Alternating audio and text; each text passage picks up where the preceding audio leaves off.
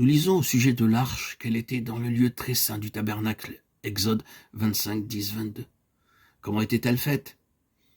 Imaginez une boîte de bois, de shittim, de 2 coudées et demi de longueur, de 1 coudé et demi de largeur et de hauteur. Une coudée équivaut approximativement à 50 cm, soit une longueur d'à peu près 1,50 m. Cette boîte en bois de shittim était recouverte d'or à l'intérieur et à l'extérieur. Le couvercle recouvert d'or pur était le trône de la miséricorde de Dieu. Puis il y avait aux extrémités d'une seule pièce et couvrant de leur ombre le couvercle d'or, 2 chérubins, d'or eux aussi. Entre les 2 chérubins, Dieu avait coutume de parler. L'arche était placée dans le sanctuaire intérieur appelé le lieu très saint. Devant était une pièce plus grande appelée le lieu saint, renfermant le chandelier, l'autel des parfums, la table des pains de proposition. Exode 25, 23, 39, 31, 6.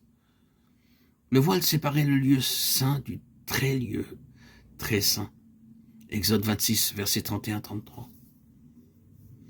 Considérez avec soin les tentes du tabernacle. Dans le tabernacle, les murs étaient constitués de planches. Le plafond n'était pas composé de tuiles ou de bois, mais de rideaux. Exode 26, 1.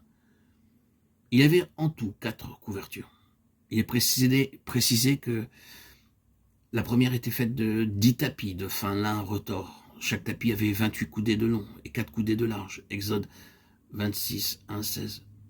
Ces 10 tapis étaient joints en 2 groupes de 5, reliés par 50 lacets bleus et 50 agrafes d'or. Ils formaient ainsi une couverture unique pour tout le toit, couverture qui pendait de chaque côté. Ensemble, ils formaient un tout sur le sanctuaire. Exode 26, 6.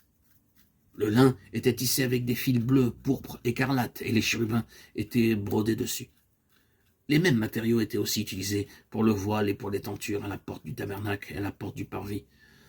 Nous ne pouvons pas nous attarder sur tous les détails, bien que nous ayons beaucoup à apprendre sur les dimensions, les 50 lacets, les agrafes d'or et les chérubins merveilleusement brodés. Chaque petit détail a quelque chose à nous enseigner au sujet du Seigneur Jésus-Christ.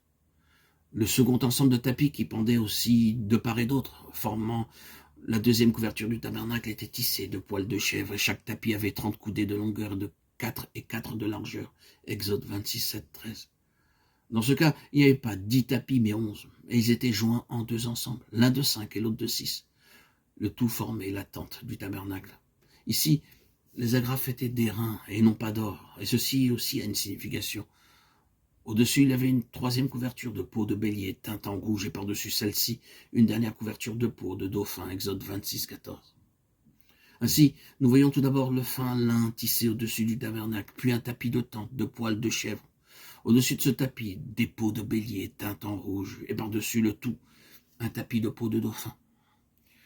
Ainsi, nous voyons tout d'abord le fin lin tissé au-dessus du tabernacle, puis un tapis de tente de poils de chèvre au-dessus de ce tapis, des peaux de bélier teintes en rouge, et par-dessus le tout, un tapis de peau de dauphin. Généralement, les hommes utilisent des briques ou des pierres pour construire un mur, mais ici, il nous est dit que les murs du tabernacle étaient faits de planches de bois de shittim recouverts d'or. Exode 26, 25, 15 à 30. Chaque planche avait 10 coudées de hauteur et 1 coudée et demie de largeur. Il y avait 20 planches au nord, 20 au sud et 8 à l'ouest. En d'autres termes, la longueur totale du tabernacle était de 30 coudées, la hauteur de 10 coudées et la largeur de 12 coudées. C'étaient les dimensions du sanctuaire. À la base de chaque planche étaient placés 2 tenons qui logeaient dans 2 bases d'argent. Nous apprendrons bientôt la signification de ces choses. Comme nous l'avons vu, la partie la plus intérieure était appelée le lieu très saint. Les sacrificateurs pouvaient chaque jour y entrer dans le lieu saint pour entretenir les lampes, le parfum qui brûlait jour et nuit, et changer chaque semaine les pains de proposition. Mais seul Aaron, le souverain sacrificateur, pouvait pénétrer au-delà du voile et entrer dans le lieu très saint, et cela 1 fois par an seulement. Les autres ne pouvaient pas y entrer. Vous vous souvenez que dans le dernier temple de Jérusalem, le voile se déchira en 2 quand notre Seigneur mourut sur la croix, indiquant que le chemin vers le lieu très saint était maintenant ouvert par le sang de Jésus. Hébreux 9, 12. Entre le tabernacle et l'entrée principale du parvis était un autel de 5 coudées de longueur, 5 de largeur et 3 de hauteur, de bois de shittim recouvert d'airain, Exode 27, 1, 8. Et près de lui se trouvait une cuve d'airain, Exode 30, 17, 21. Ne pensez pas que le peuple avait utilisé l'airain pour économiser de l'or. Ils avaient apporté tellement d'or que Moïse dit « n'en apportez plus ».